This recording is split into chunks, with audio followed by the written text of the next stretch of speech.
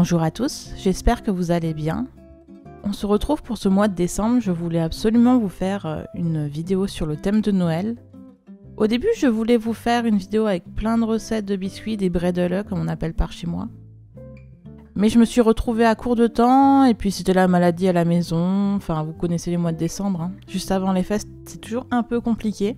Donc j'ai décidé cette année de me rabattre plutôt sur des recettes très faciles pour les fêtes de Noël, mais qui sont aussi très bonnes. Et pour la première recette, on va partir sur des truffes au chocolat. Je vais tout d'abord préparer l'ensemble des ingrédients, notamment le chocolat et le beurre, et je vais séparer le blanc des jaunes d'œufs. Dans cette recette, on va utiliser les jaunes d'œufs, mais gardez bien le blanc d'œuf, il va nous servir pour la prochaine recette.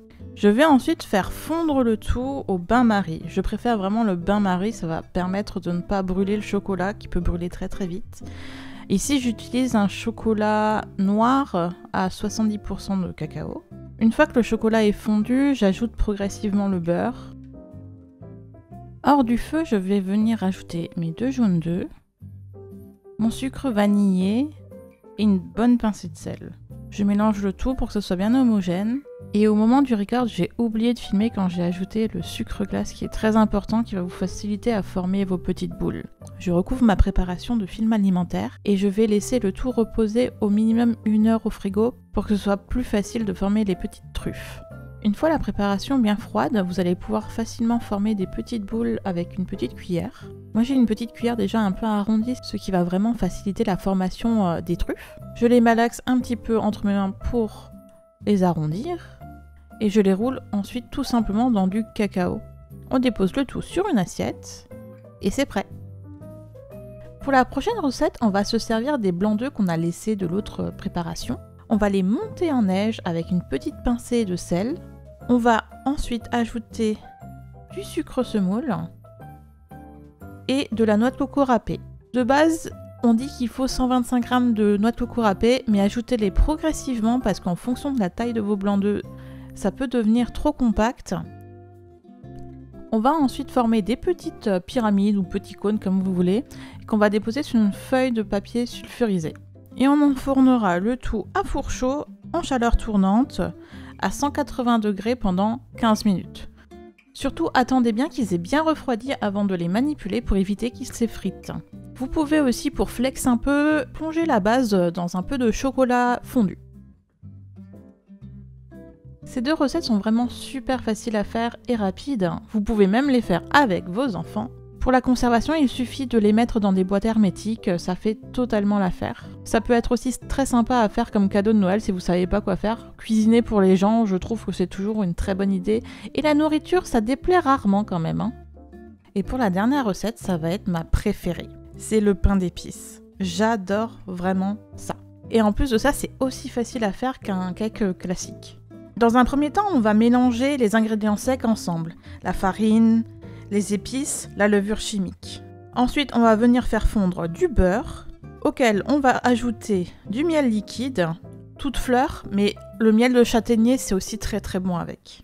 On va y ajouter aussi 110 g de lait. Attention, je précise bien 110 g.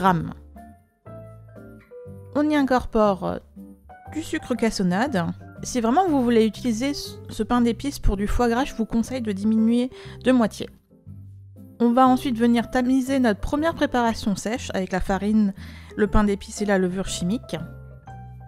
Je tamise pour éviter vraiment d'avoir des grumeaux, notamment des fois avec la levure chimique, ça peut rester un peu aggloméré.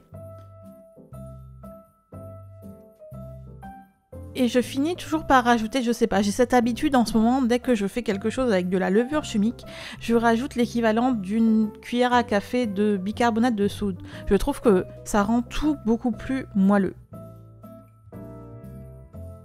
Mélangez le tout délicatement jusqu'à ce que tout soit bien homogène. Puis on va venir beurrer un moule à cake. Personnellement, j'ai un moule à pain de mie avec un petit couvercle. Il est vraiment très pratique. Et j'aime bien l'utiliser pour mon pain d'épices, mais un moule à cake classique fait totalement l'affaire. Il vous suffira juste une feuille de papier d'aluminium pour avoir le même résultat. On va enfourner le tout à four chaud, en chaleur tournante, à 160 degrés, pendant 1 heure. À la fin de ce temps, on va débarrasser le moule sur une grille et le laisser refroidir totalement. Si vous essayez de le démouler à chaud, il va se casser. Pour le conserver, c'est très facile. Vous pouvez le mettre dans une boîte hermétique ou bien l'emballer dans du papier alimentaire. Je vous souhaite à tous de bonnes fêtes de fin d'année. Prenez soin de vous et de vos proches. N'hésitez pas à liker la vidéo et la partager si vous l'avez aimée. Je vais vous laisser avec un petit bonus. J'espère que ça vous plaira. Bye! Attends! Mais si, il faut que je mange. C'est bon? Oui, vas-y. Commence par quoi? Ce que tu veux. Ça. Je triche parce que j'ai déjà goûté ça. Un peu bon. T'as vu, j'ai mis. Il y en a certains que j'ai trempé à la base dans du chocolat. Bon ouais, je l'ai goûté. C'est bien, c'est pas trop râpeux. Tu sais, avec notre coco des fois. Ouais, mais c'est avec le blanc d'œuf. Tu sais, les truffes au chocolat.